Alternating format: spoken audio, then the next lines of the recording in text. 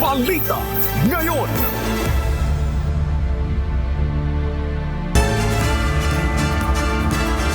Magandang umaga, Luzon, Visayas, Mindanao at sa buong mundo. Oras sa buong kapuluan, eksakto alas 5 ng umaga, Philippine Standard Time. Ako po si Annie Rantoy. Ito po'y araw ng Lunes, ika-6 sa buwan ng Hulyo, taong 2026. Ako po inyong amigo, Sherwin Kulubong. Tayo po ay sabayang napapakinggan sa Radyo La Verdad 1350, ang UNTV Radio. Ako naman po si Bernard Daddies. Good morning, amigo Sherwin Kulubong and Bernard Daddies. Good morning! Good morning. Oh, hataw na tayo. Hataw na. Simulan na natin ang balitaan. Narito ang malalaki at makabuluhang balita ngayong araw. Headlines.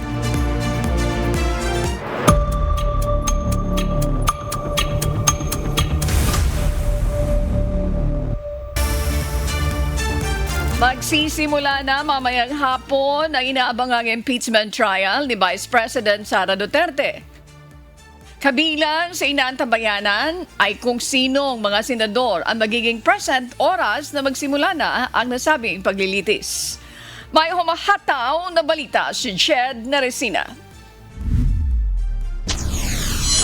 Umaasa si Senate President Sherwin Gatchalian na present ang lahat ng senator judges sa pagsisimula ng impeachment trial ni Vice President Sara Duterte.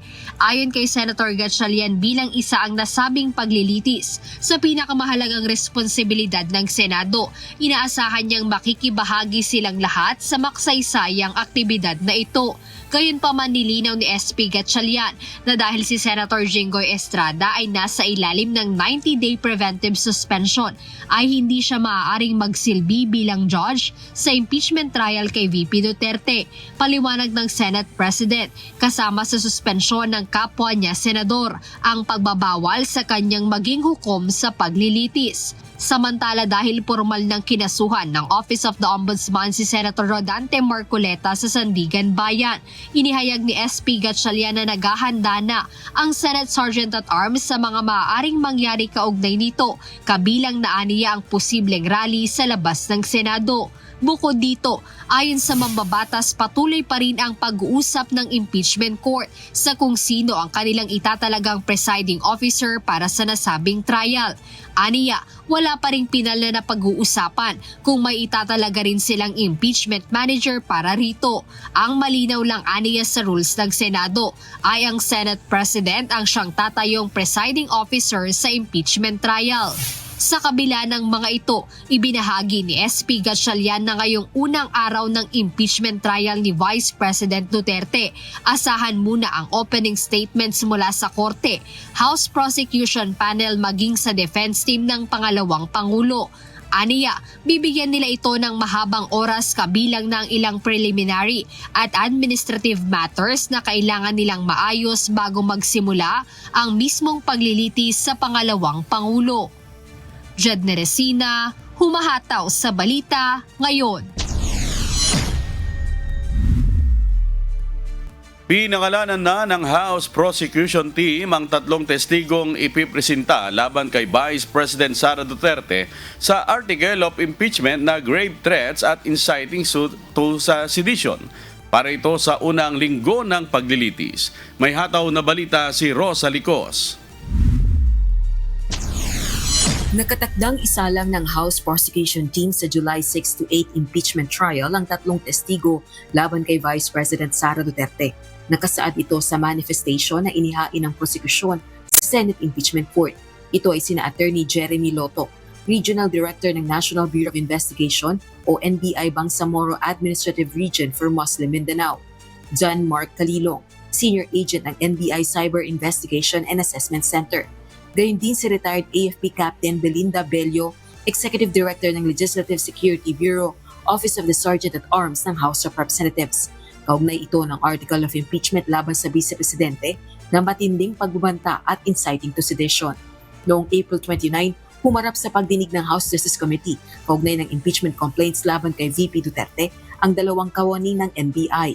Ang mga ito ang nagsagawa ng investigasyon sa matinding pagbabantang ginawa ng pangalawang Pangulo laban kina Pangulong Ferdinand Marcos Jr., First Lady Lisa Araneta Marcos at dating House Speaker late First District Representative Martin Romualdez noong November 23, 2024 sa isang online press conference. Sila ang kumumpirmang authenticated ang video ng press conference at napatunayang hindi ito splice, edited video o artificial intelligence o AI. Samantala, magsisimula na mamayang 2:00 ng hapon ang impeachment trial. Bago makapagpresenta ng mga testigo at ebidensya, reresolbahin muna ng impeachment court ang mga nakabinbing mosyon. Magbibigay din ng kani-kanyang opening statements ang prosecution at defense panels. Inaasahan po natin na sa Lunes magkakaroon ng opening statement ang magkabilang opposing camps, no, sa parte ng prosecution at sa defense. At hopefully sa Lunes ay mareresolba na rin po yung mga pending motions na amin pong inihain. Kabilang sa inihiling ng prosekusyon sa impeachment court ang paggamit ng wikang English at Filipino sa paglilitis, disclosure ng testigo 3 araw bago ipresenta, pagbubukas ng BIR box na naglalaman ng tax records ni VP Duterte.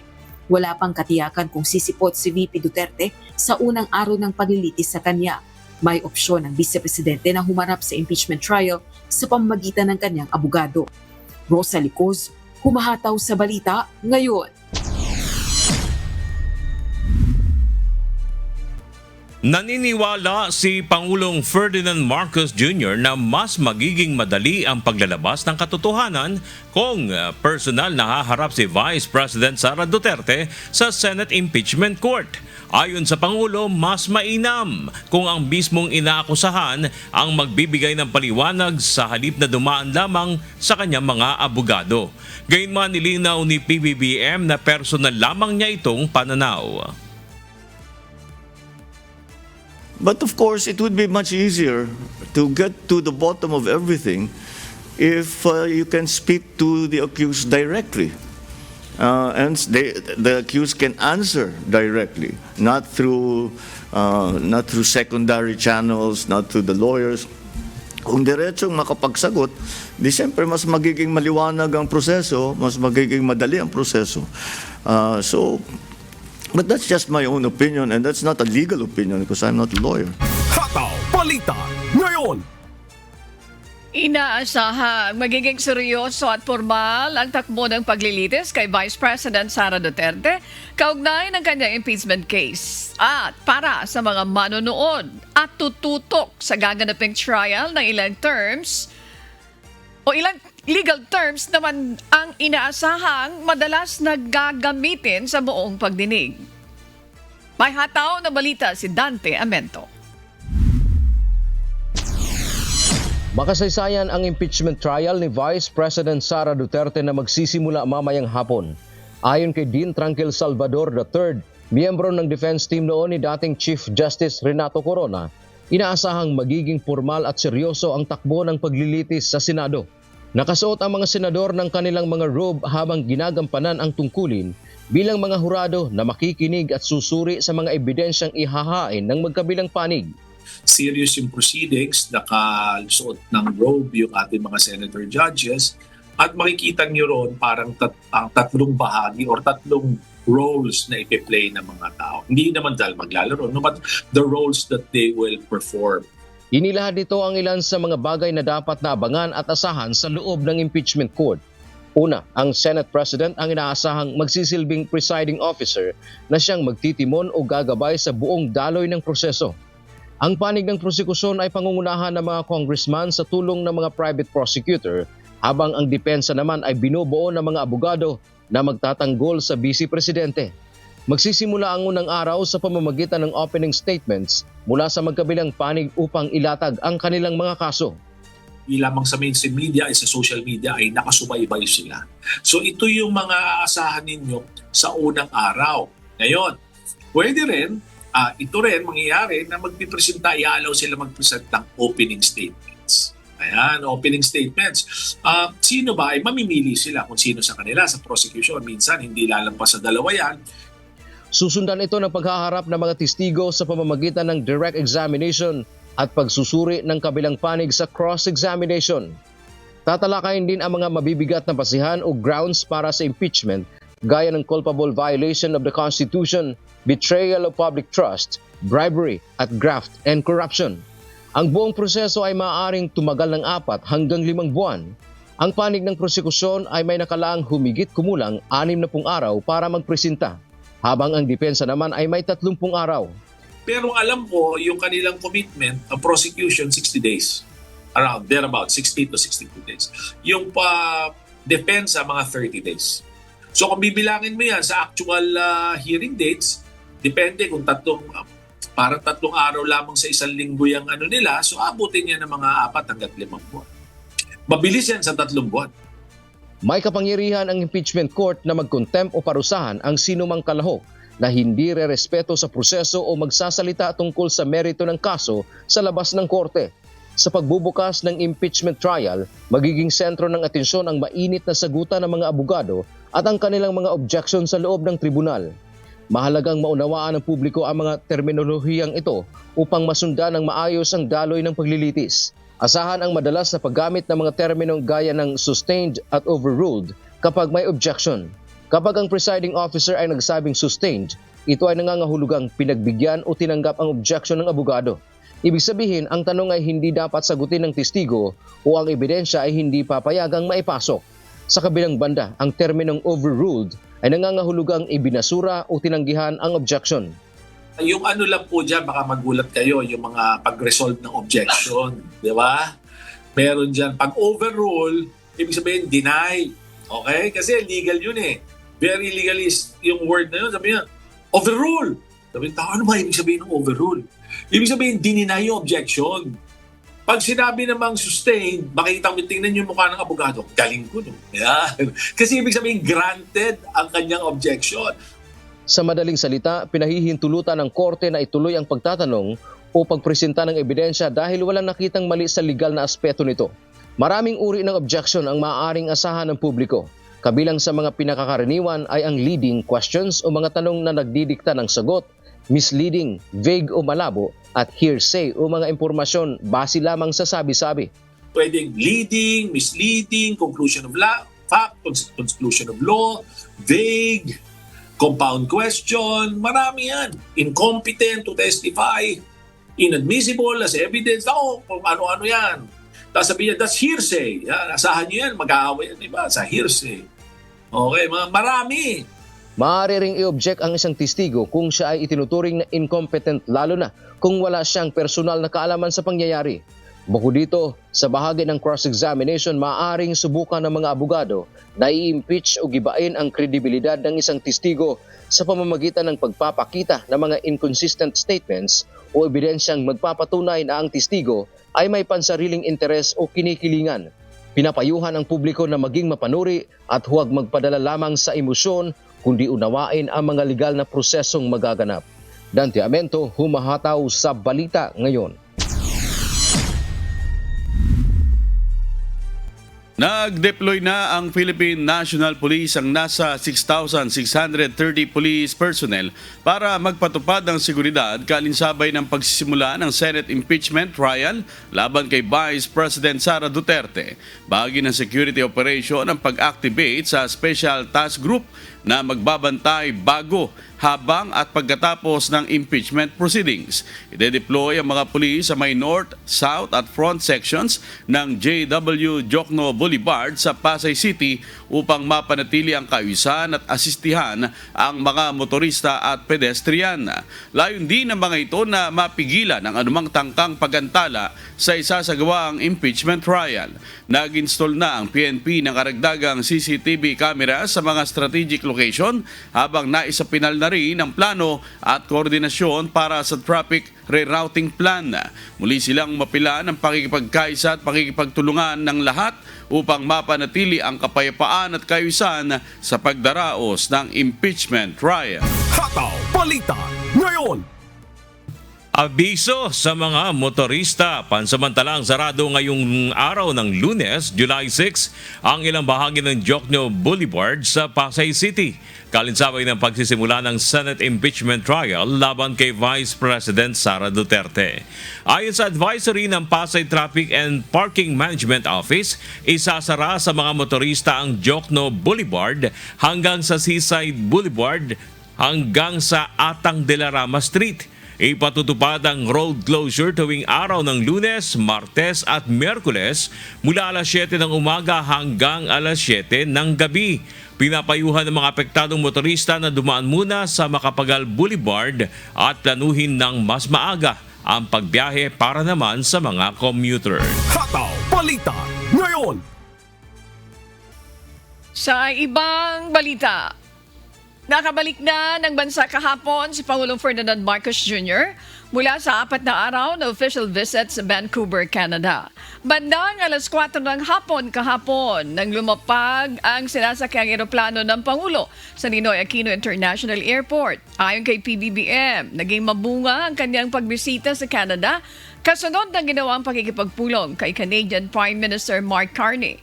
Ilang kasunduan ang nilagdaan ng Pilipinas at Canada na may kaugnayan sa enerhiya, turismo at information and technology.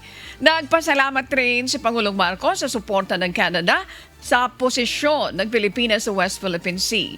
Iniulat rin ng Pangulo ang resulta ng kanyang pakikipagpulong sa mga mamumuhunan sa Canada, kung saan aabot sa $2.5 billion ang kabuang halaga ng investments ang nakuha ng Pilipinas. All these business engagements in the sectors of mining, critical minerals, energy, services, and IT BPM resulted in a combined $2.5 billion in investment from Canadian partners. Hataw Balita ngayon.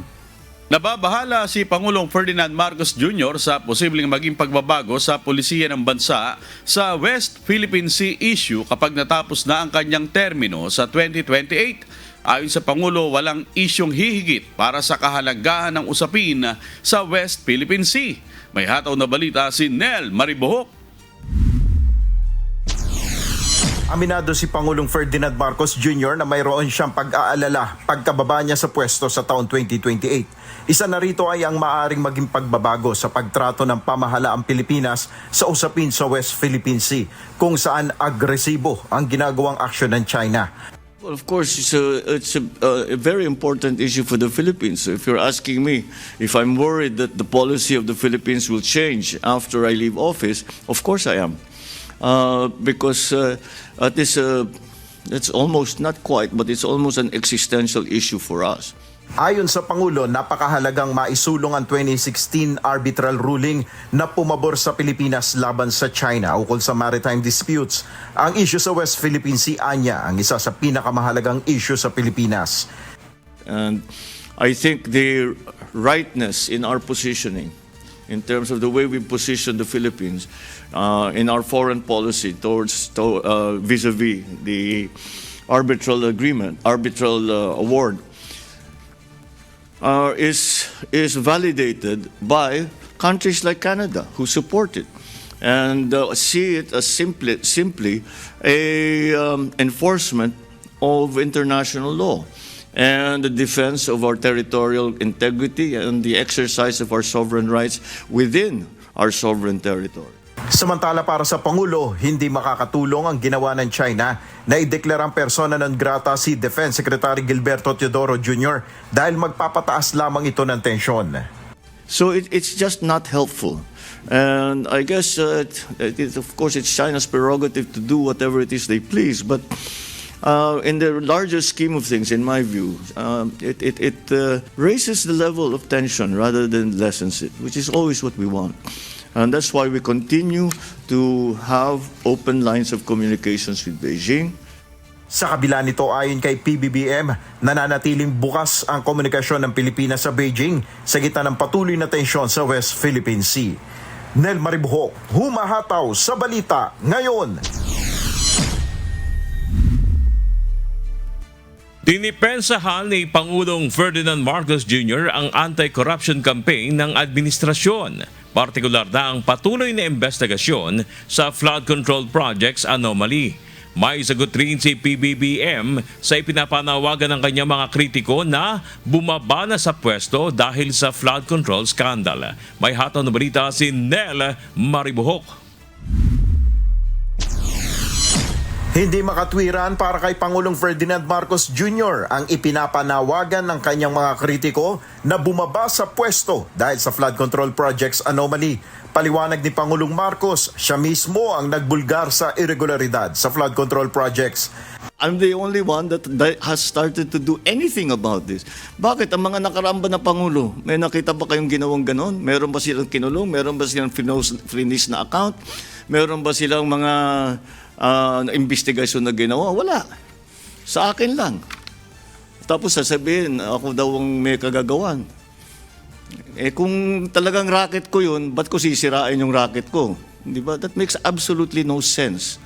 Binanggit rin ni PBBM ang kanyang sinundan na administrasyon ni dating Pangulong Rodrigo Duterte na batid-an niya ang malaking problema sa flood control, ngunit wala umanong naging hakbang upang matugunan ang issue. And back to about that time, 2017, 2018.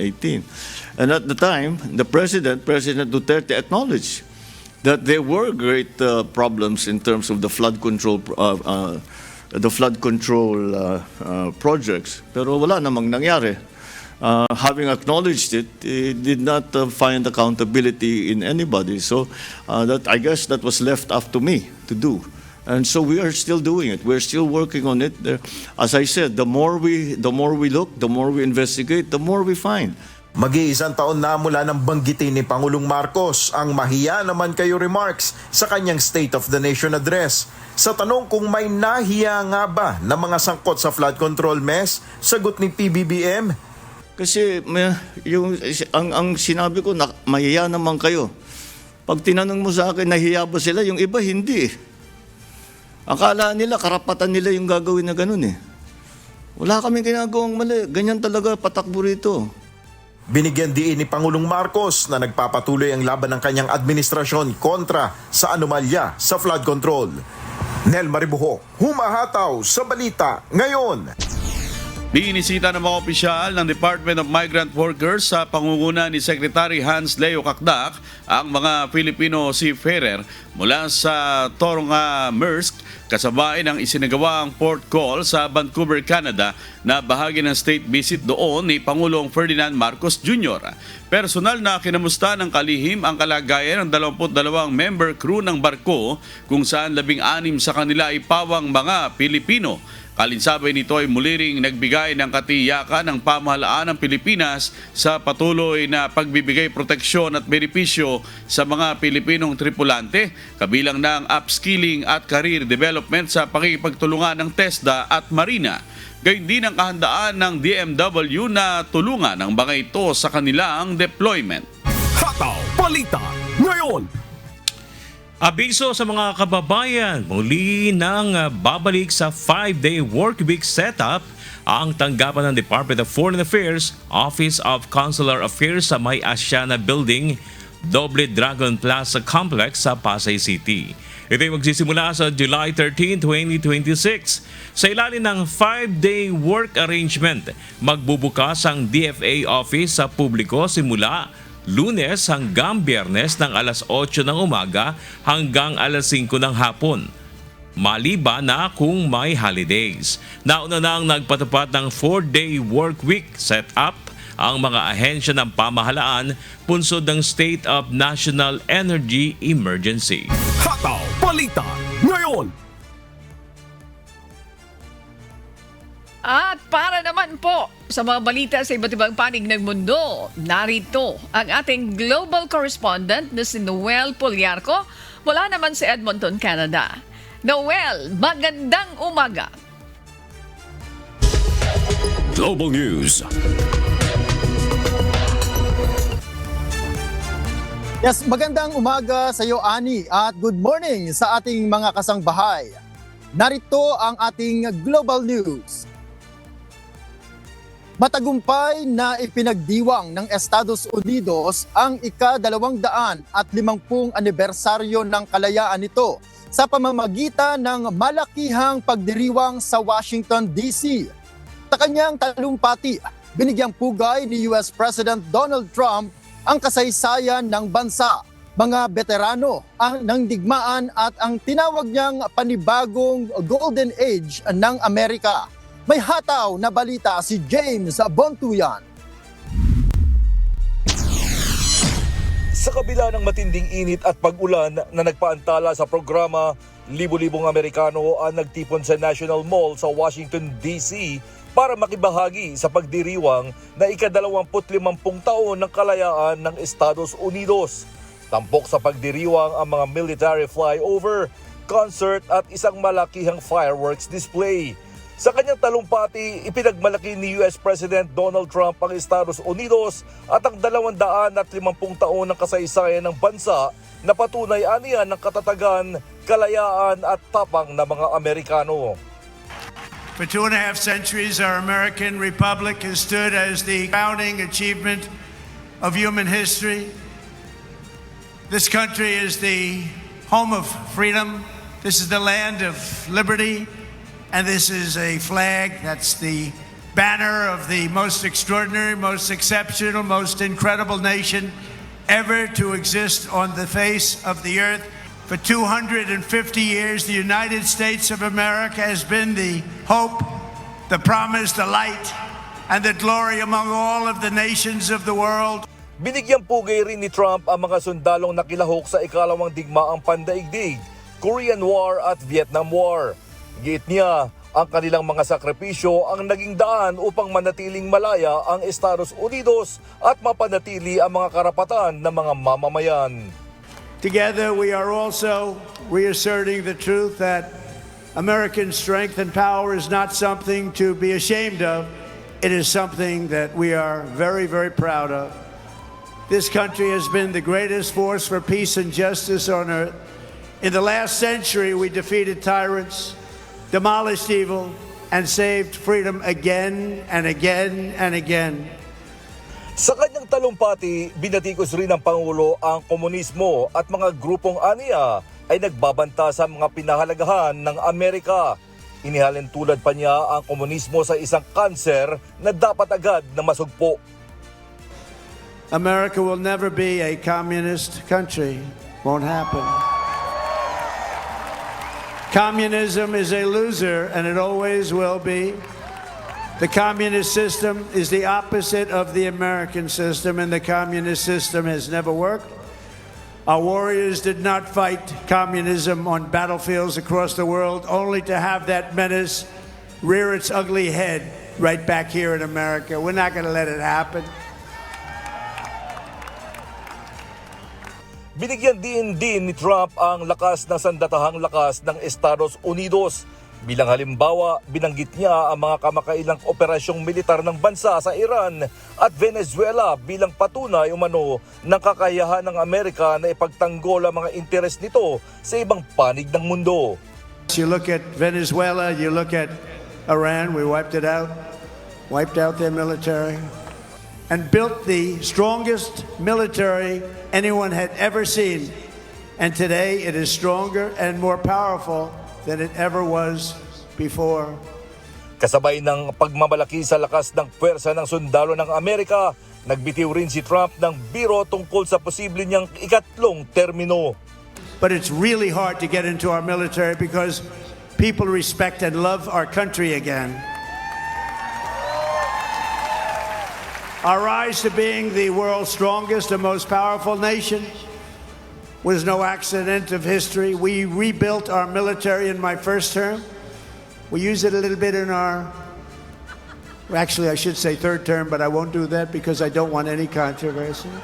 Nanawagan din si Trump sa Kongreso na ipasa ang tinatawag niyang Save America Act.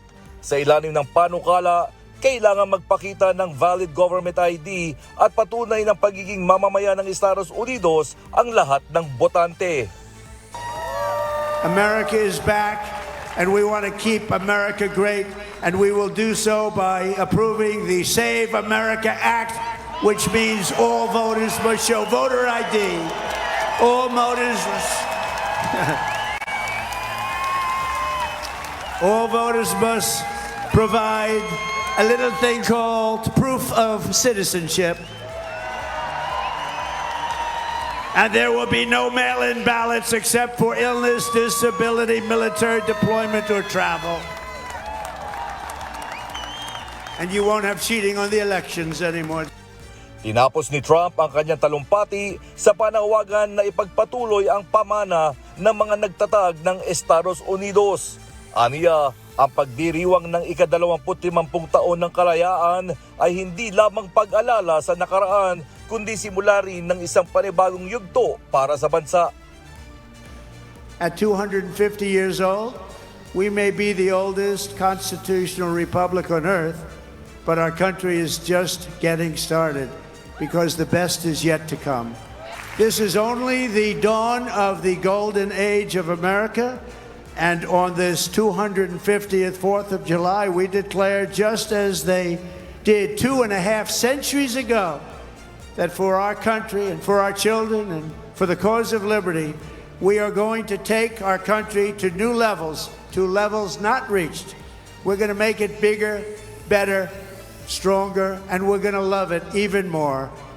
Binatikos ng ilang kritiko ang pagiging politikal ng mensahe ni Trump sa isang okasyon na karaniwang nakatuon sa pagkakaisa ng mga Amerikano. Nagtapos ang pagdiriwang sa isang malakihang fireworks display na sinabayan ng libu-libong mamamayang nagdiwang na ika-25 kaarawan ng kalayaan ng kanilang bansa. James Bontuyan, humahataw sa balita ngayon.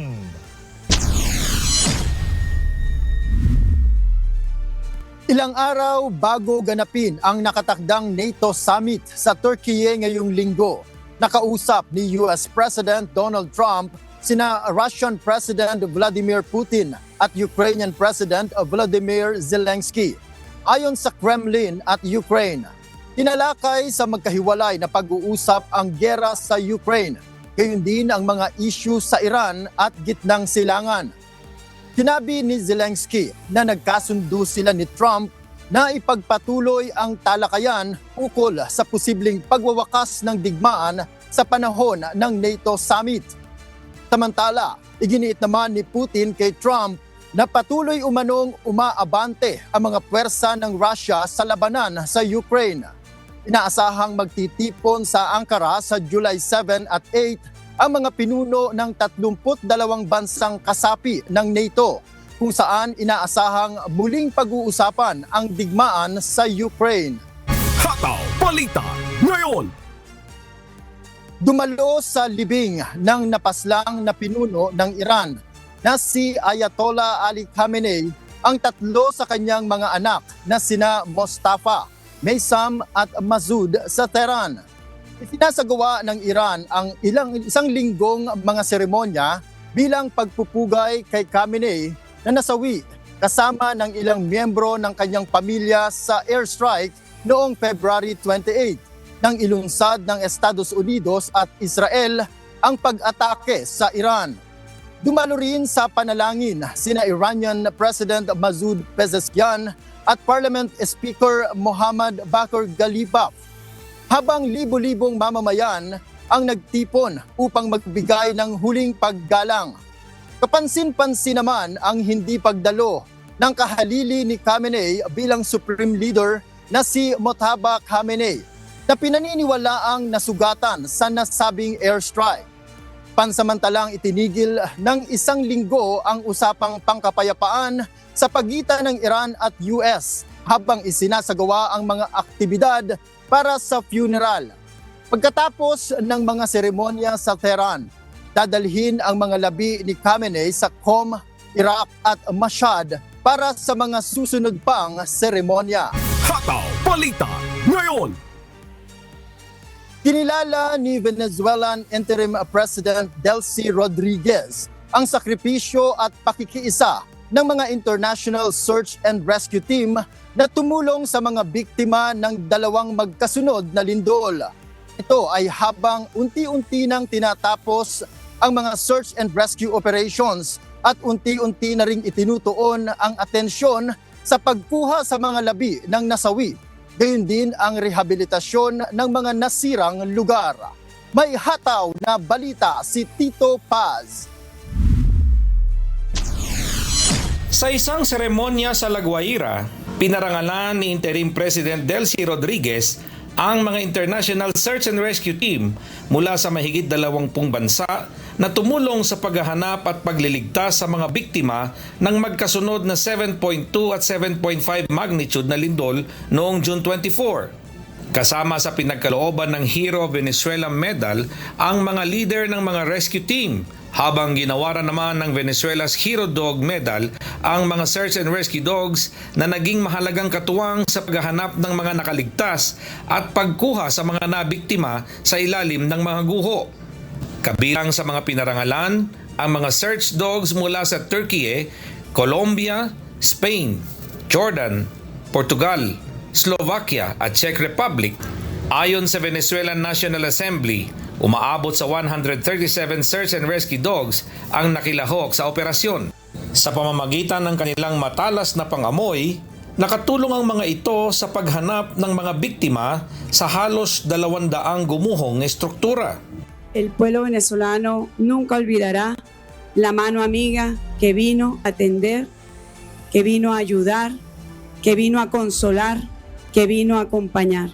Rescatistas todos que salieron de sus países con un morral a cuesta para venir a dar una mano solidaria al pueblo venezolano. Esta es la solidaridad universal. Isa sa mga pinuri sa seremonya ang Border Collie na si Tsunami na nakapagsalba ng 25 individual mula sa mga guho bago ito nagretiro sa serbisyo. Kinilala rin ang Belgian Malinois na si Bart mula sa Argentina na tumulong sa pagliligtas sa 2 bata at pagkuha sa 6 na biktima. Gayon din si Rambo mula sa El Salvador na nagturo sa mga rescuer sa kinaroroonan ng mga nakaligtas. Kasama pang 3 rescue dogs mula sa Colombia na sina Candy, Rojo, Tommy at Dastan.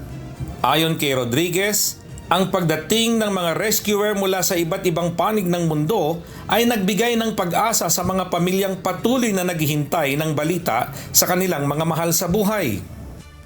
Por estos días dolorosos, de un duelo profundo que embarga a nuestro pueblo, donde todavía hay esperanzas de familiares de encontrar personas con vida, personas que han perdido todo, con un profundo golpe espiritual.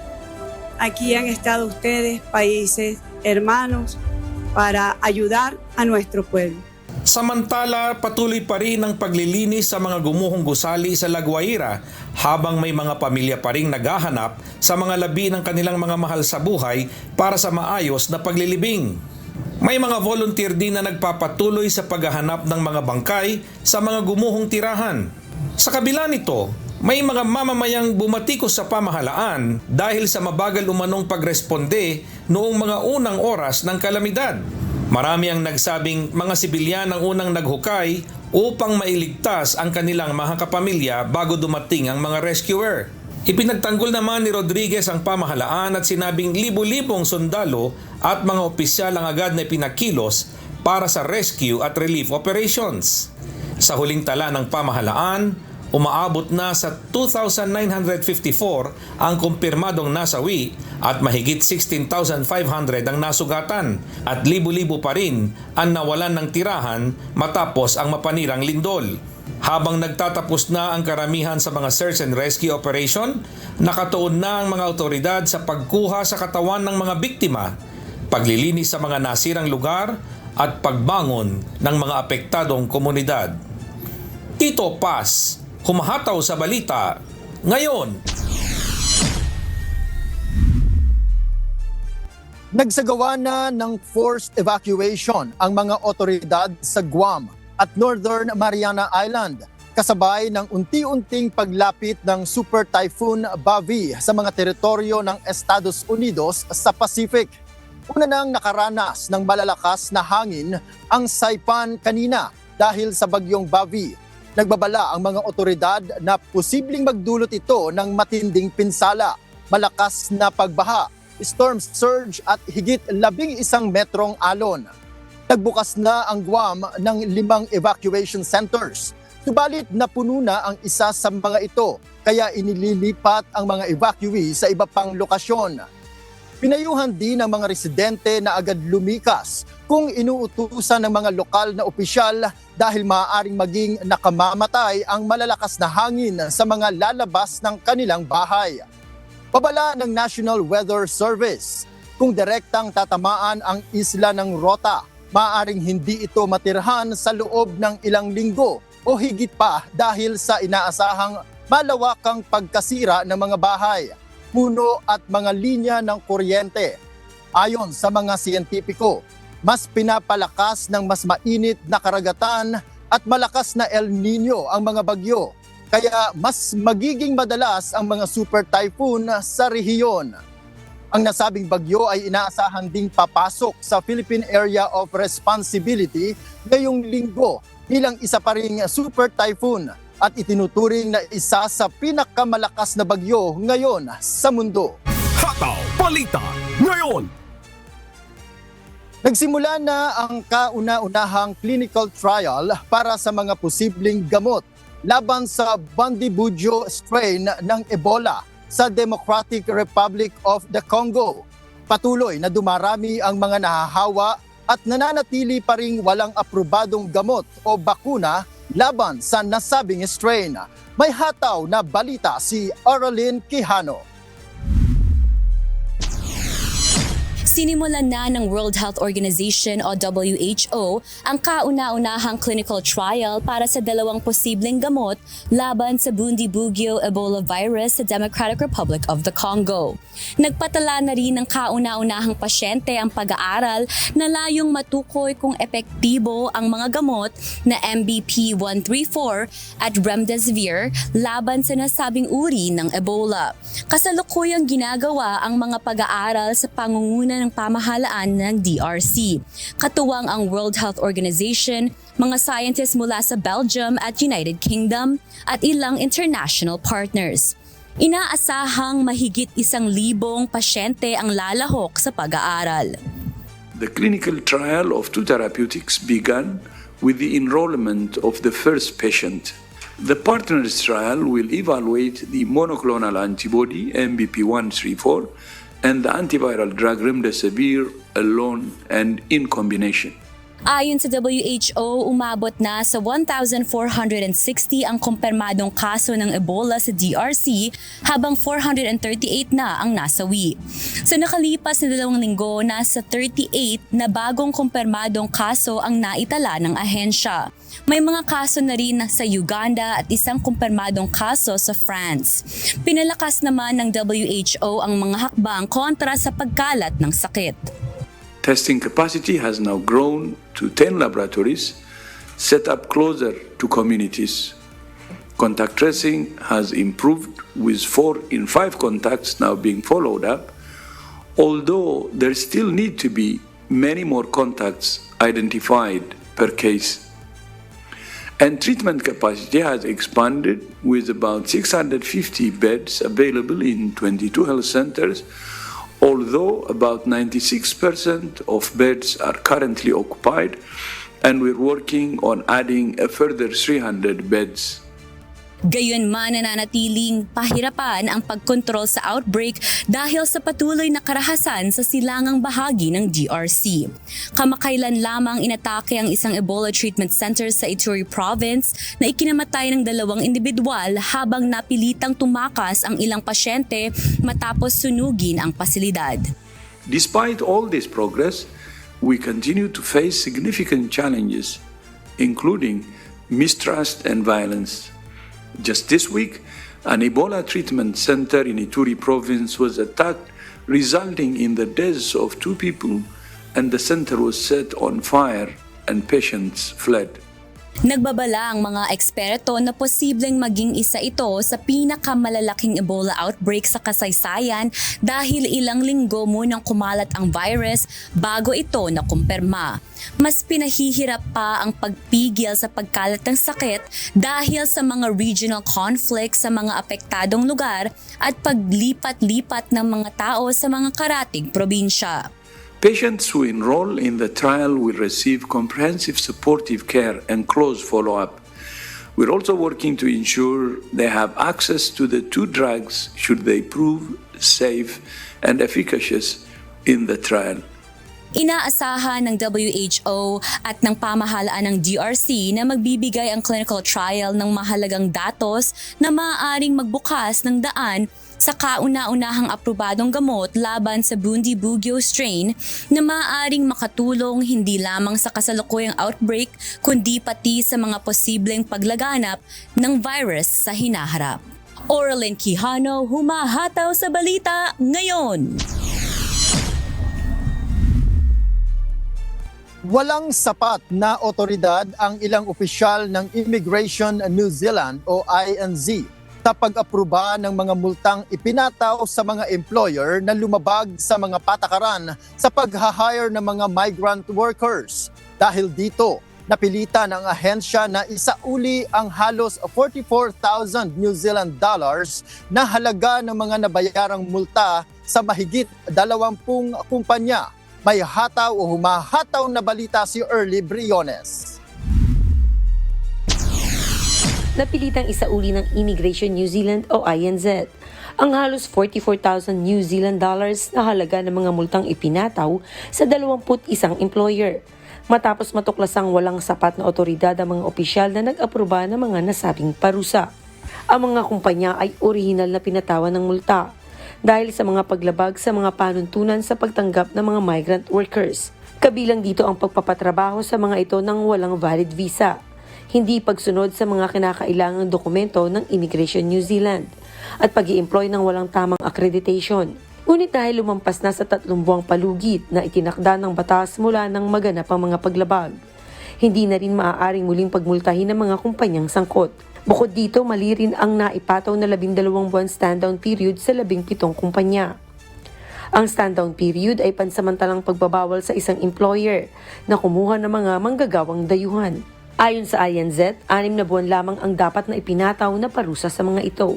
Sinabi ng ahensya na naabisuhan na ang lahat ng apektadong employer. Tinanggal na rin sila sa public stand-down list, na ibalik na ang mga nabayarang multa. At hindi na rin pinagbayad ng panibagong accreditation fee ang 8 kumpanyang nabawi ang kanilang accreditation.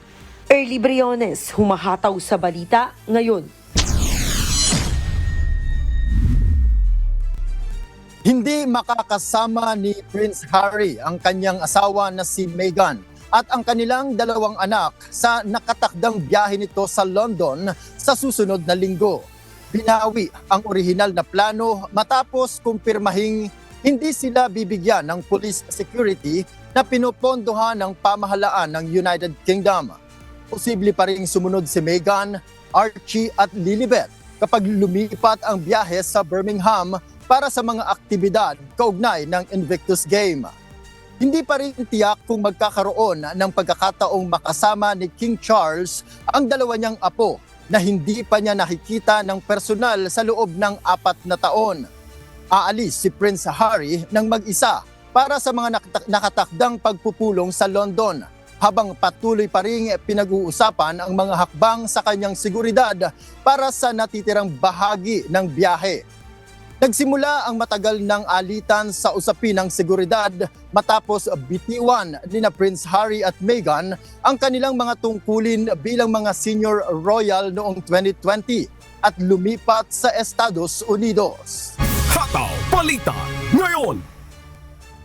At iyan po ang mga balita mula sa iba't ibang panig ng mundo.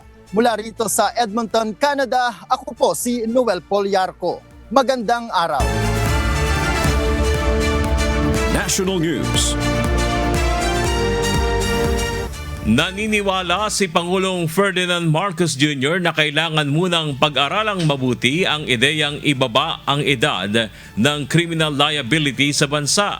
Kasunod ito ng mga naitalang karahasan na kinasasangkutan ng mga minor de edad na estudyante. May hatol na balita si Nel Maribuhok. Kailangang tukuyin munang mabuti ang dahilan kung bakit nasasangkot ang mga kabataan sa karahasan. Ito ang posisyon ni Pangulong Ferdinand Marcos Jr. kasunod ng paglutang ng pagsusulong na ibaba ang edad ng criminal liability sa bansa matapos ang magkakasunod na insidente ng karahasan na kinasasangkutan ng mga menor de edad. Isa na rito ay ang malagim na shooting incident sa San Jose National High School sa Tacloban City noong June 22 kung saan 3 ang nasawi at marami ang nasugatan ng mga estudyante. Ayon kay Pangulong Marcos, kailangang pag-aralang mabuti ang panukalang ito. I'm not sure how that will work. If we have to study it further. Yung mga ating mga child psychologists, yung mga surveys na ginagawa about the mental health of children, kailangan pag-aralan na mabuti yan. Dagdag pa ng Pangulo, kailangang maging maingat sa aksyon na ito na ibaba ang age of criminal liability dahil sa maaaring maging implikasyon nito. Because if we are lowering the age of responsibility for such crimes, then it would imply that children have changed from before. So whereas if they are under 18, under 16, nagbago ba ang pag-iisip ng mga bata? I'm not saying that that's not the case. It's possible. Nag-iba mundo eh. Iba yung exposure ng mga bata eh. Iba yung exposure nila sa social media. Sa kabila nito, batid naman ng Pangulo ang posibilidad na nagbago na ang mga kabataan ngayon dahil na rin sa pagkalulong sa social media at violent content. Handa naman si PBBM na iban ang mga mararahas na online o mobile gaming. But of course, when it is clear that a certain game or a class of games are responsible for the desensitization of our children to violence, then yes, I think we should ban them, and we will ban them. Nel Maribuhok, humahataw sa balita ngayon.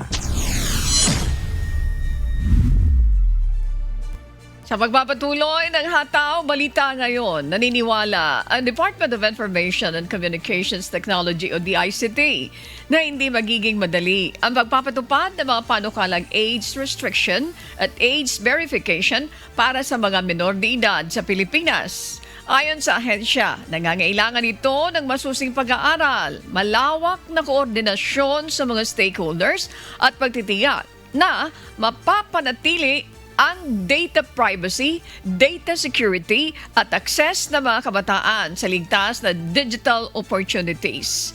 May humahataw na balita si Mia Alonzo. Sa gitna ng lumalakas na panawagan para higpitan ang paggamit ng social media ng mga minor de edad, aminado ang Department of Information and Communications Technology o DICT na hindi magiging madali ang pagpapatupad ng isang age verification system sa Pilipinas. Medyo complicated po na usapan. That requires ng careful po na pag-aaral. It requires a careful study and requires broad coordination, not only with the government but among stakeholders, the private sector, and the platforms themselves. Paliwanag ng ahensya, isa sa mga pinakamahalagang dapat isaalang-alang dito ay ang pagprotekta sa personal na impormasyon ng mga mamamayan. Ayon sa DICT, hindi dapat na mauwi sa labis na pangungulekta ng mga sensitibong impormasyon ang anumang verification system na maaaring makalikha ng mga panibagong banta sa cybersecurity. Isa rin sa mga tinitignan ang accessibility at inclusivity dahil hindi pare-pareho ang access ng mga pamilya sa mga formal identification system at digital verification tools. Bukod dito, dahil karamihan sa mga social media platform ay mga global companies, mangangailangan din nila ito ng pakikipagtulungan sa mga provider, telecommunication companies, privacy regulators at mga international partners upang maging epektibo ang pagpapatupad ng anumang age verification mechanism. There's no simple solution.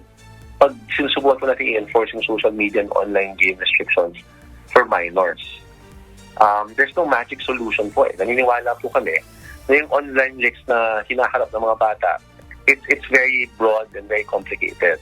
kahit magpapatupad po tayo ng minimum age requirements, it remains po yung challenge ng paggamit ng maling edad sa account registration. No? Madali po nilang gawin yan. O paggamit po ng account ng ibang tao. So ang ayaw po natin na mangyari ay magkaroon tayo ng agarang age restriction na madali naman po i-circumvent ng ating mga kabataan, which can be more problematic dahil mas lalo po magiging unsupervised ang access nila sa online world. Dagdag pa ng DICT, hindi lamang ang Pilipinas ang nagsusuri sa ganitong uri ng polisiya. Lumalawak na rin ang talakayan sa mga bansa na kasapi ng Organization for Economic Cooperation and Development o OECD. Gayunman, tiniyak ng DICT na patuloy ang mga pag-aaral at pagpapatupad ng mga digital safety programs kasama ang mga ahensya ng pamahalaan at pribadong sektor. Binigyan diin din ng ahensya na bagamat mahalaga ang mga restriksyon, mas mabisa pa rin na maabot ang ligtas na online environment sa pamamagitan ng pinagsamang maayos na batas, responsableng mga digital platform, aktibong gabay ng mga magulang at guro at mas malawak na digital literacy sa mga kabataan. Mia Alonso, humahataw sa Balita Ngayon. Sinuspinde ni Camarines Norte Governor Ricarte Dong Padilla ang klase sa lahat ng antas mapa-public o private school sa buong lalawigan ngayong araw ng Lunes, July 6. Sa inilabas na General Advisory ng Pamahalaang Panlalawigan, inianunsyo nito ang class suspension until further notice matapos ang umano'y banta sa seguridad sa mga educational institutions. Bagaman nakikipag-ugnayan na ang provincial government sa mga kinauukulan, nais nito na maging maingat at masiguro ang kaligtasan ng bawat mag-aaral, school personnel at maging ng publiko. Ayon kay Governor Padilla, maaari namang gamitin ang panahon ng class suspension bilang paghanda para sa papalapit na super typhoon. Hataw Balita Ngayon. Kinalsila ng pamahalaang panglungsod ng Talisay City sa Cebu ang klase sa Talisay Elementary at National High School ngayong araw ng Lunes, July 6. Kasunod na isang social media post kung saan nagbanta ito na magdadala ng baril sa paaralan. Sa post ni Talisay City Mayor Samsam Gulyas, ipinakita nito ang status na isang nagngangalang Shane Bacalso na nagbantang magdadala ng baril sa eskwelahan. Nagpost din ito ng katagang condolence o pakikiramay na nakadirekta sa mga estudyante. Ayon sa alkalde, hindi biro ang mga ganitong uri ng post na dapat itratong maaaring may katotohanan hanggang sa mapatunayan. Inatasan na ni Mayor Gulyas ang SWAT team ng LGU upang imbestigahan ang insidente. Nagbanta rin ang alkalde na sa oras na matukoy ang pagkakakilanlan ng nagpost ng nasabing mensahe, tiniyak nito na siya ay mananagot alinsunod sa nakasaad sa batas. Bukod sa nagpost, ipinatutukoy na rin ni Mayor Gulyas ang pagkakakilanlan ng mga nag-like at nag-comment sa naturang post bilang bahagi na isinasagawang investigasyon. Hataw Balita Ngayon. Sa iba pang balita, bilang bahagi ng tuloy-tuloy na modernisasyon at upgrade sa mga paliparan sa bansa, isa sa mga modernong pamamaraan ngayon na ipinatutupad sa Ninoy Aquino International Airport o NAIA ang paggamit ng electronic o e-gates ng Bureau of Immigration. At para talakayin ang tungkol dito sa mga e-gates sa NAIA, makakausap natin ngayong umaga si Bureau of Immigration spokesperson Dana Sandoval. Magandang umaga po Ma'am Dana at maraming salamat po sa inyong pagpapaunlak sa aming ngayong umaga. Good morning, magandang umaga po sa inyo. O ma'am, ano po ba itong e-gates na ito at sa kasalukuyan, ilan na po yung nagagamit ng immigration na e-gates at paano po ba ito nakakatulong para sa mas maalwan, mabilis na screening ng mga pasaherong lumalabas ng bansa? Yes, kung mapapansin niyo po yung mga electronic gates natin sa NAIA ay deployed na arrival and departure. So in 2 areas already. Nung una po sa arrival lamang yan. But ngayon po yung ating makabagong electronic gates which was procured po by NNIC has been deployed po both in arrival and departure. Ngayon ito pong electronic gates na to ay malaki po ang difference from the previous electronic gates. Kasi yung dati pong e-gates, kung mapapansin niyo po, medyo malaki, medyo chunky pa, and it takes up too much space. At luma na po ang technologies na to because this was procured in 2016. These new electronic gates po ay nakasasabay na doon sa teknolohiya ng ating mga kapitbahay, mga karatig bansa and other advanced countries. And it can lower po the processing time from the regular 45 seconds. Ang natatala po natin ngayon parang bumababa as 4 to 6 seconds na kada individual. So malaking bagay po ito in terms of processing mga passengers and mga travelers natin sa paliparan. Ayun, ma'am, recently naging usap-usapan sa social media na hindi na daw po kailangang dumaan sa interview ng immigration officers dahil dito sa e-gates ang screening ng mga pasahero. O lahat po ba ng mga pasahero talagang di na po dadaan pa sa e-gates? Iba-iba po. Yes, may certain classes po of individuals na sa departure areas that can go straight to the electronic gates. Ang una po nating phase ay mga OFWs, mga overseas Filipino workers. After the e-gates po, they can go straight na po sa kanilang mga boarding gates dahil kumpleto na po ang kanilang mga documentation. Apart po from that, we're looking into including yung mga foreign nationals na hindi naman po nag-overstay, as well as yung mga residents dito, mga permanent residents dito, at yung mga frequent travelers. Kasama po yan sa mga nakakasa ngayon na susunod na gagamit po ng mga electronic gates. Ma'am, paano po yung mga yung mga bata o kaya yung naka-wheelchair? Kasama po ba sila sa dadaan dito sa e-gates? Ay meron naman po tayo mga special lanes for those po na merong kinakailangang special assistance. So meron po tayo mga nakadeploy talaga na mga areas for PWD, for families po with small children para mas madali din po yung processing sa kanila dahil sama-sama na po sila during the processing. Ayun. Kung usapang moderno, ma'am, gaano po ba ang masasabi natin kamoderno ito at ano po ba mga special features nitong sinasabing e-gates? Bakit kailangan natin maglagay nito? It's very much modern po. Nakakasabay na po tayo sa technologies ng ibang bansa. Connected po ito sa ating derogatory records. So kung meron pong hit, halimbawa may Interpol hit, may derogatory hit po ang isang individual, hindi po magbubukas ang electronic gates. Meron din po itong verification ng biometrics, ng passport information, ng doon po sa ating database. So integrated po lahat ng ating mga systems. Kaya napakalaking teknolohiya, napakalaking jump po ito in terms of technology sa ating immigration operations. Maganda po pala yun, ma'am. Ibig sabihin, mas madaling makikilala tong mga, kung meron mang mga nagtatangkang pumasok sa ating bansa ng mga masasamang loob. Paano pa, ma'am, para lang po ma-educate yung ating mga kababayan? Ano po ba yung mga possibility o grounds para ma-offload yung isang pasahero? Well, may iba-iba pong reason para hindi po makasakay. Halimbawa, ang isang passenger, halimbawa po is improper documentation, may mga kulang po sa dokumento, or the purpose of travel does not align with the documents na pinapakita po. So these are some of the basic grounds po kung bakit ang isang tao po ay hindi nakakasakay at hindi po napapayagan. But yan po ay pinapaliwanag sa kanila ng mabuti at ang atin pong panuntunan ay bigyan sila ng checklist, information, kung ano yung kinakailangan nilang i-comply before bago po sila bigyan ng decision doon sa kanilang pag-alis.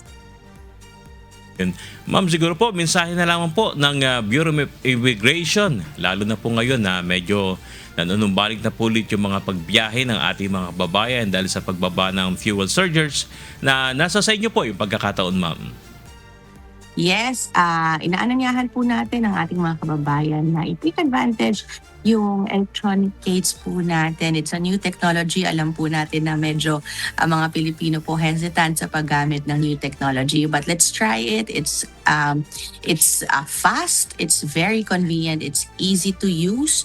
At alam po natin sa mga susunod na araw ay tataas pa po ang bilang ng mga bumabiyahe.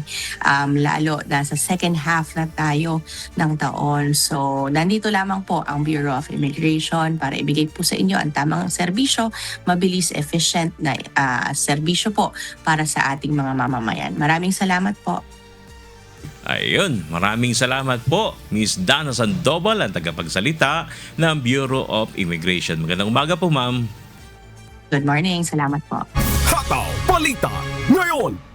Formal na tinanggal sa pwesto ng Office of the Ombudsman si dating Senate Sergeant-at-Arms Mau Aplasca. Ito'y ilang buwan matapos ang nangyaring pagpapaputok ng baril sa loob ng Senado. May humahataw na balita si Ivan Alvarez. Tinanggal na sa posisyon si dating acting Senate Sergeant-at-Arms retired Major General Mau Aplasca. Yan ang kinumpirma ni Ombudsman Crispin Remulla sa kanyang radio show nitong Sabado. Anya, napirmahan na niya nitong nakaraang linggo ang dismissal ni Aplasca. Naging sentro si Aplasca ng mga investigasyon matapos na unang magpaputok ng warning shot sa loob ng gusali ng Senado gabi noong May 13. Una nang napatawan ng 6 na buwan na preventive suspension si Aplasca upang hindi nito maimpluwensyahan ang mga CCTV footage na kailangan ng ombudsman para sa isinasagawang investigasyon sa nangyaring shooting incident at pagtakas ni Senator Ronald Bato de la Rosa sa Senado. Sa kasalukuyan, pinapasagot na rin si Aplasca ng ombudsman para naman sa kinakaharap nitong obstruction of justice complaint kasama sina Senator Alan Peter Cayetano at Senator Robin Padilla. Ayon kay Ombudsman Remulla, posibleng ilabas nila ang buong detalye ng dismissal isa sa mga araw ngayong linggo. Hinihingi na rin ng UNTV ang panig ni Aplasca, ngunit wala pa itong tugon sa ngayon. Evan Alvarez, humahataw sa Balita Ngayon.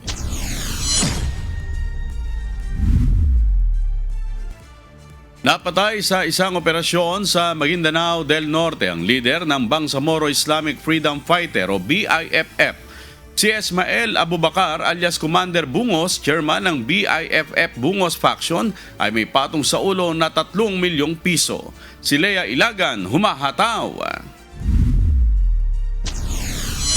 Tagumpay ang mga otoridad sa pagsisilbi ng warrant of arrest laban sa leader ng Bangsamoro Islamic Freedom Fighter Bungos Faction na si Ismael Abubakar alias Commander Bungos sa Sitio Tambak, Barangay Calzada, Sultan Kudarat, Maguindanao del Norte. Si Commander Bungos ay wanted sa mga kasong murder at frustrated murder. Sangkot ang grupo nito sa mga pag-atake, kabilang ang ambush sa tropa ng pamahalaan noong March 28, 2026 sa Sharif Agbuak, Maguindanao del Sur.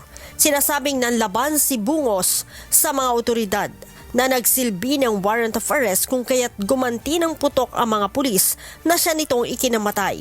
Ayon kay PNP Chief Police General Jose Melencio Nartatis Jr., ang pagkakapaslang kay Commander Bungos ay malaking dagok sa grupo. Aniya, sa pagkamatay ni Commander Bungos, nabigyan ng hustisya ang mga biktima ng grupo sa mga isinasagawa nilang pag-atake sa rehiyon. Si Abubakar ay dating Vice Chairman for Political Affairs ng BIFF. Subalit ginawang pinuno nang mamatay ang dating leader na si Ameril Umbracatu. Si Commander Bungos ang top most wanted person sa lalawigan ng Maguindanao del Sur na may 3 milyong pisong patong sa ulo. Lea Ilagan, humahataw sa Balita Ngayon. Abiso sa mga motorista, muling nagbabadya ang panibagong oil price hike na ipatutupad ng mga kumpanya na langis ngayong linggo. Batay sa inisyal na pagtaya ng ilang oil industry players, maaaring tumaas ng 2 pesos and 15 centavos hanggang 3 pesos and 15 centavos ang presyo ng kada litro ng diesel, habang posible ring tumaas o bumaba ng 30 centimos ng kada litro ng gasolina. Samantala, 2 pesos and 40 centavos hanggang 3 pesos and 40 centavos naman nadagdag ang sa kerosene. Mamaya inaasang i-anunsyo ng Department of Energy ang final oil price adjustment na siya namang ipatutupad sa araw ng Martes, July 7. Hataw Balita ngayon. Muling tumaas ang naitatalang mga kaso ng COVID-19 sa Quezon City sa loob ng nakalipas na 3 linggo. Batay sa record ng Quezon City Epidemiology and Surveillance Division ng Quezon City ESD, mula sa nakaraang 23 confirmed cases na naitala sa pagitan ng May 21 hanggang June 10, 2026. Umabot ito sa 84 cases mula June 11 hanggang July 1 ngayong taon. Bunsod nito, mayroon na ang kabuang 146 cases ng kumpirmadong kaso ng COVID-19 ang naitala sa Quezon City ngayong 2026. Katumbas ito ng 265.22% na pagtaas ng kabuang COVID-19 cases sa lungsod sa nakalipas na 3 linggo. Pinakamarami sa naitala ay mula sa District 4 at District 1. Bunsod nito, pinaigting muli ang case monitoring at surveillance sa Quezon City. Pinapayuhan ang publiko na sundin muli ang minimum health protocols upang mapigilan ang lalo pang hawaan ng sakit. Weather News. Patuloy na binabantayan ng Pag-asa ang super typhoon na nasa labas ng Philippine Area of Responsibility batay sa forecast ng Pag-asa. Ito ay inaasahang papasok ng PAR bukas ng gabi o sa Miyerkules ng madaling araw. At para sa iba pang detalye, alamin natin ang update mula sa Pag-asa Weather Forecasting Center. Umaga sa ating lahat, narito ang weather update sa araw ng Lunes, July 6, 2026. Una sa lahat, ang binabantayan natin si Super Typhoon na may international name Bobby. Kasalukuyan, nasa labas ito ng ating Philippine Area of Responsibility. Nasa layo itong more than 2,300 kilometers silangan ng Luzon. Ang lakas ng Super Typhoon ay umaabot lakas ng hangin ng Super Typhoon malapit sa mata nito ay umaabot sa 215 kilometers per hour. Samantala, ang pagbugso ng hangin ay umaabot sa 265 kilometers per hour. Inaasahan na ito'y kikilos pan-west-northwest o palapit sa ating Philippine Area of Responsibility sa bilis na 15 kilometers per hour. Kapag hindi magbabago ang galaw at direksyon ng bagyong ito, inaasahan na ito'y papasok sa ating PER o Philippine Area of Responsibility bukas ng gabi o Miyerkules ng madaling araw. Kapag nasa loob ng ating PER, tatawagin natin siyang Inday. Mababang tsansa na mag-landfall sa ating bansa. Itong sentro o mata ng bagyo ay lalapit sa Batanes area bago mag-landfall sa Taiwan. Ang pagbukso ng malakas na hangin ay mararanasan sa pagitan ng bukas at Miyerkules sa malaking bahagi nating bansa, dulot ng bagyo at southwest monsoon. Ito namang enhanced southwest monsoon o habagat na kung saan magdadala ito ng mga kalat-kalat na pag-ulan at thunderstorm sa ating bansa, lalo-lalo na sa kalurang bahagi nito, ay mararanasan po natin sa araw ng Huwebes, July 9. Sa ibang view, inyong makikita, malayo pa ang bagyo sa ating bansa at wala pang epekto nito sa anumang bahagi ng ating bansa. Yun namang southwest monsoon ay hindi umaabot sa ating bansa. Kaya sa araw na ito, maganda at maliwalas sa panahon ang ating inaasahan, hindi lamang sa Luzon, ganun din sa Visayas at Mindanao. Inaasahan pa rin natin ang mga localized thunderstorm o yung mga biglaang buhos na ulan sa bandang hapon o sa gabi. Wala tayong gale warning o ibig sabihin wala tayong inaasang malalakas na hangin na magdudulot ng matataas ng alon sa ating karagatan. Paalala sa ating mga kababayan na papalaot sa ating mga karagatan, mag-ingat pa rin tayo dahil sa mga nabubuong thunderstorm sa bandang hapon o sa gabi. Ang araw sikat sa ganap na 5:32 ng umaga. Sunset ay sa ganap na 6:30 ng hapon. I'm sorry? At napanood po natin ang update mula kay Pag-asa Weather Specialist Alzar Aurelio. Patuloy po tayong umantabay sa latest weather update mula sa mga social media sites ng Pag-asa at UNTV News and Rescue. Sports News.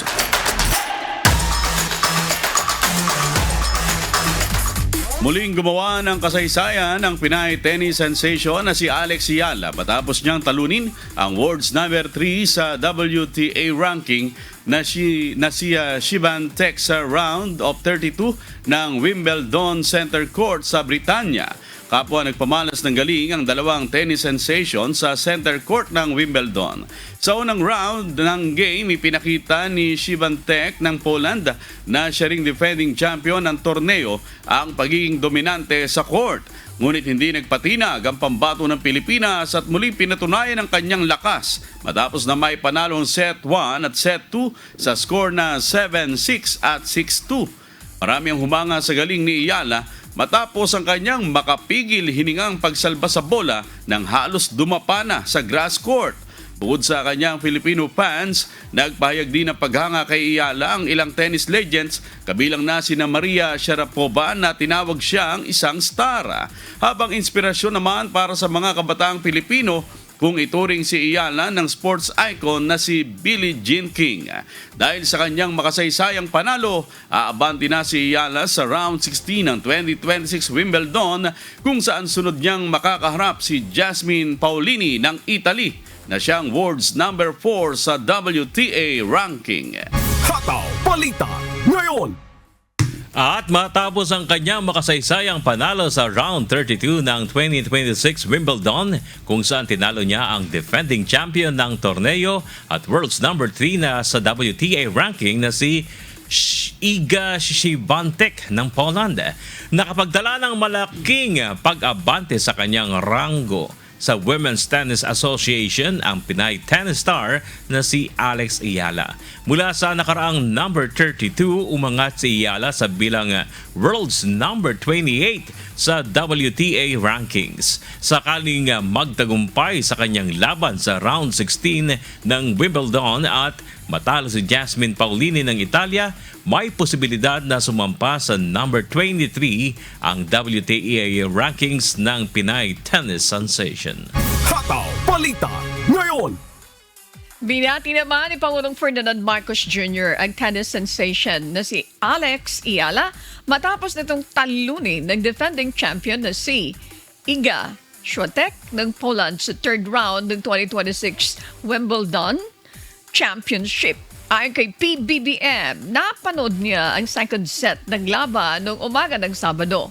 Inilarawan ito ng Pangulo na world class at nagsisilbing inspirasyon sa mga Pilipino. Napanood niyo ba si Alex Ayala? She really is becoming she's becoming a true inspiration, especially for younger people, younger Filipinos.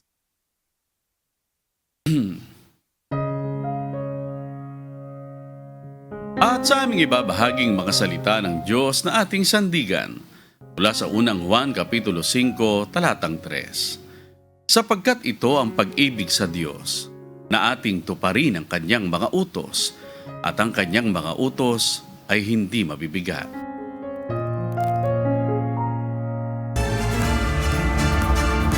Mga kasambahay, sabay-sabay nating tunghayan ang makasaysayang paglilitis sa Vice Presidente ng Pilipinas. Ihahatid ng buong pwersa ng UNTV News and Rescue Team simula ngayong araw, July 6, alas 12:30 ng hapon. Tumutok lamang po sa aming official YouTube channel upang marinig ang bawat testimonya at argumento sa impeachment trial ni Vice President Sara Duterte.